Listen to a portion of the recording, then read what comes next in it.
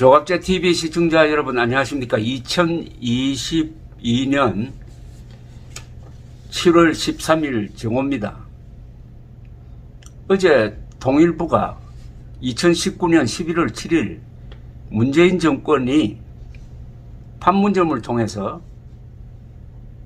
탈북 어민 두 사람을 강제 송환시키는 과정에 촬영된 사진을 공개를 했습니다. 그 사진을 보신 분들은 아마 잠을 제대로 주무실 수 없었을 것이라고 생각을 합니다.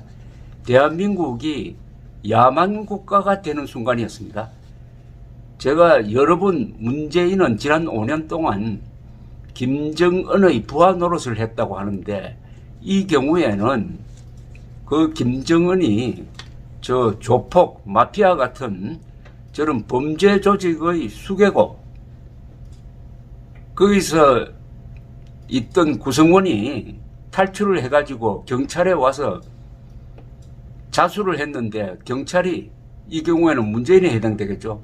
경찰이 그를 꽁꽁 묶어가지고 그 범죄 단체에 넘겨줘가지고 맞아 죽도록 하는 그런 장면과 비슷한 일이 민주국가라는 대한민국에서 벌어졌습니다.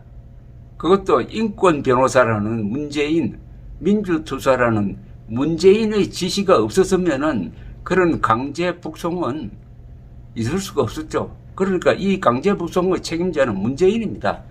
그러면 문재인을 어떻게 할 거냐 하는 걸 제가 한번 생각을 해보았습니다. 그러니까 당신은 이미 대한민국 국민의 자격을 취득한 두 사람이었습니다. 그 현장을 보면은 너무나 참혹합니다. 자해를 해가지고 얼굴이 피범벅이 됐다고 그럽니다. 버티는 사람을 여러 사람이 에워싸고 끌고 밀고 해가지고 저 북쪽으로 보내는 그 장면은 도살장으로 들어가기 싫어하는 소를 끌어당겨서 들이미는 장면과 어떻게 그렇게 비슷했습니까? 대한민국을 무법천지의 야만국가로 전락시킨 사진입니다. 더구나 문재인 정권은 구속영장이 없는 상태에서 국민을 납치한 겁니다. 구금한 겁니다. 사지로 보낸 겁니다. 고문을 받거나 처형하게 만든 거죠. 지금 두 사람이 처형되었는지 어땠는지 우리 정부가 파악을 하고 있는지 없는지 그것도 모릅니다. 자해를 하면서 저항하는 국민을 도살장의 소처럼 끌고 가서 유엔이 인정한 반인도 범죄자 김정은에게 넘겨준 행위는 이제 법리적으로 한번 검토를 해봐야 됩니다. 그래서 살인교사죄에 해당하는 것이 아닐까 하는 것이 저의 생각입니다. 그래서 법률가들의 진지한 검토를 한번 제안하는 바입니다. 형법 제31조는 교사범을 이렇게 정의를 하고 있습니다. 타인을 교사하여 죄를 범하게 한 자는 죄를 실행한 자와 동일한 형으로 처벌한다. 교사를 받은 자가 범죄의 실행을 승낙하고 실행의 착수에 이르지 아니한 때에는 교사자와 피교사자를 음모 또는 예비에 준하여 처벌한다. 교사를 받은 자가 범죄의 실행을 승낙하지 아니한 때에도 교사자에 대하여는 전환과 같다. 처벌한다는 이야기죠. 자, 이 경우 교사 혐의자는 문재인 당시 대통령이 될 수밖에 없습니다. 그의 지시가 없었다면 이런 불법 행위는 이루어질 수가 없었습니다. 돌아가면 죽게 될 것이 뻔한 대한민국 국민을 강제로 북송한 것은 김정은에게 둘을 죽이라는 교사의 강력한 의지 표명일 것입니다. 피교사자는 김정은이 되겠죠. 북한이 두 사람을 인수받아 고문하였다면 문재인은 고문교사범이 되는 것이고, 처형하였다면 문재인은 살인교사범이 될 수 있는 게 아닌가 하는 저의 생각입니다. 법률가들의 검토를 요청합니다. 김정은이 아직 죽이지 않았더라도 사지로 보낸 행위 자체만으로도 살인교사죄가 될 수 있지 않을까 하는 게 저의 생각입니다. 더구나 문재인 정권은 북한이 송환을 요구하기 전에 먼저 북송을 제안하였고, 두 어민이 귀순 의사를 문서로 밝혔음에도 강제 복송하였으며 그 뒤에는 본인들이 북한으로 가겠다고 해서 돌려보냈다는 식으로 국민들에게 거짓말을 했습니다. 반성이 전혀 없는 악질적 교사 혐의자란 이야기입니다.